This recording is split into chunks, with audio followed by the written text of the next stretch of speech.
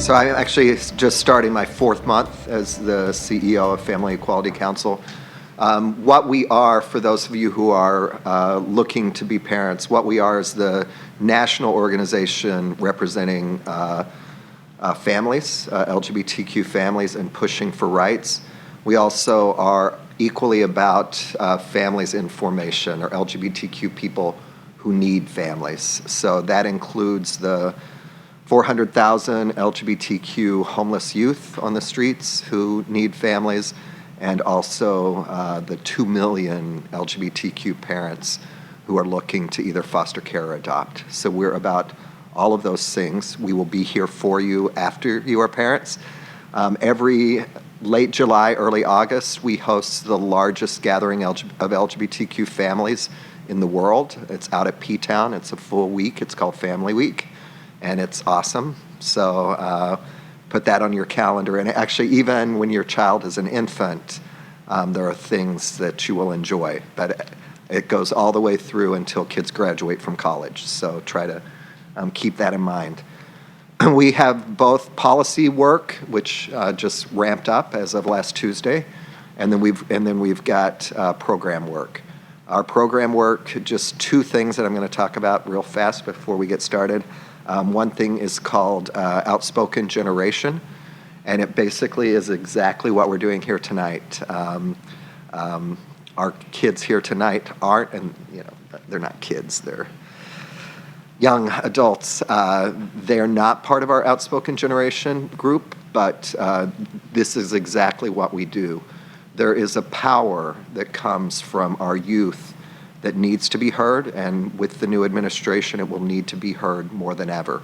So it gives the kids a chance to talk about the sacredness of LGBTQ families, the safety and the need for LGBTQ families, and that has a real role to play in the whole LGBTQ movement.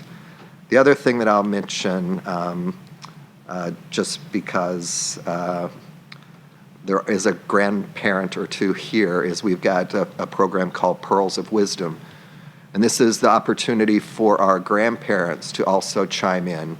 Because again, these are the stories, the radical right we're never going to get to, but the stories of our children and the stories of our grandparents, and again, about the sacredness of family and the safety of family. It's equally important to hear from that, and it can affect the people in the middle, even if it can't get to the people on the right. So with that, I'm going to let each of our panelists introduce themselves. Hi, my name is Eleanor, and I'm 15 years old. I have 2 dads and a twin brother. We live in the Bronx in New York City, and I was born through surrogacy. Yeah. Great.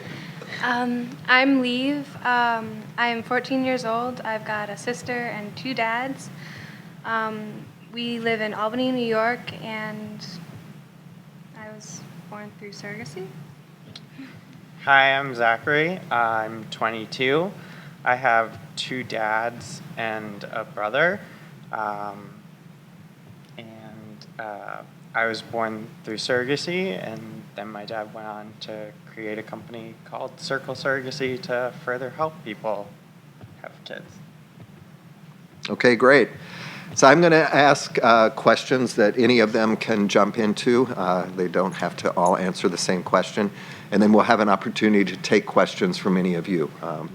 So first, so how do you describe your families to other people? And has that changed over time? So I describe my family as having 2 dads who are married to each other. They're gay, obviously. Yeah, so I say I have 2 dads, and I was born through surrogacy. And if whoever I'm talking to doesn't know what that is, I can explain it to them, and if they have any other questions, I'll answer them. It just, the general summary of my family is I have 2 dads and a brother, and I was born through surrogacy.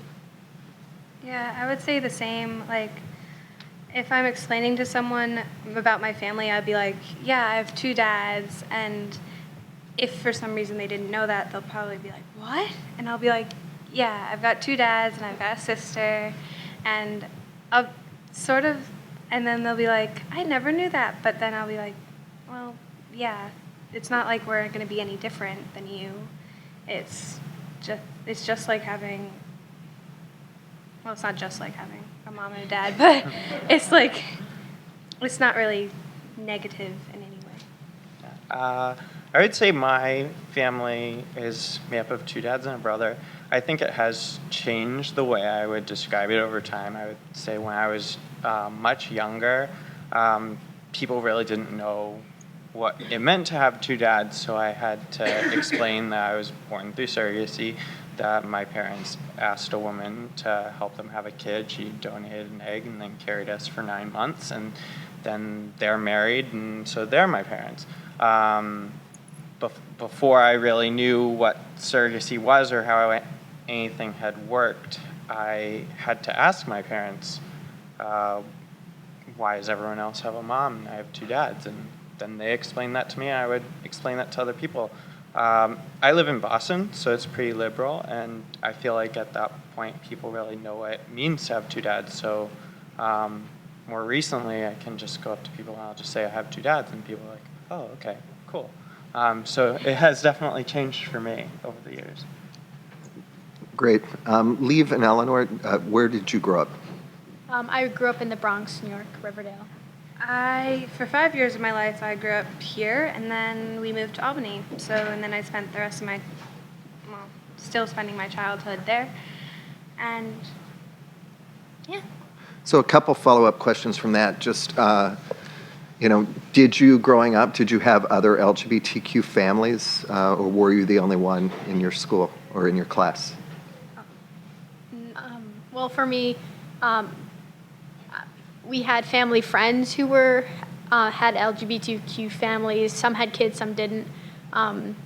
In school, not really. I mean, there was one kid a few grades down with 2 dads, but not really in my school. But in my life, yes, there were LGBTQ families. Yeah, I would say the same. Yeah, I mean, we have some very close LGBTQ families who are very close family friends, but then in my school, it's like not really. So yeah. I would say that when I was younger, my parents used to introduce us more to LGBTQ families, but as I've gotten older, that hasn't been as much the case. I think it's interesting to note that family doesn't really matter who's in it, whether it's a man and woman, 2 men or 2 women, and I think it's been pretty normal growing up knowing people who are straight families, and that's how it's been more recently than it was a long time ago. Great. So one more question before we move on is just, as you talk about your family, is there a classic stupid question that you get, or something that you find like you roll your eyes and answer it over and over again because people ask it? Well, when I first tell someone, or when someone first asks me, so who's your mom? What's your mom's name? Something about my mom. I say, I don't have a mom. And then so the first thing that comes to people's minds is not that I have 2 dads. What if I say I have 2 dads? The first thing that comes to their mind is someone was divorced somewhere or something like that. Not that they're gay and they're married. So that's the first question that usually comes up. And then the second one is usually, are you adopted? And then the answers to both of those are no. My parents are not divorced. My parents are married to each other. I was not adopted. I was born through surrogacy. Yeah. The first question that they always ask is, oh, well, which one's your dad and which one's Cece's? Or do you both have the same dad? And I'm like, I just find myself explaining that, like, just answering that over and over. Like, even to people who I've already told. It's like, this one's my dad, this one's Cece's dad. It's like, so that one's the one I encounter most, I think.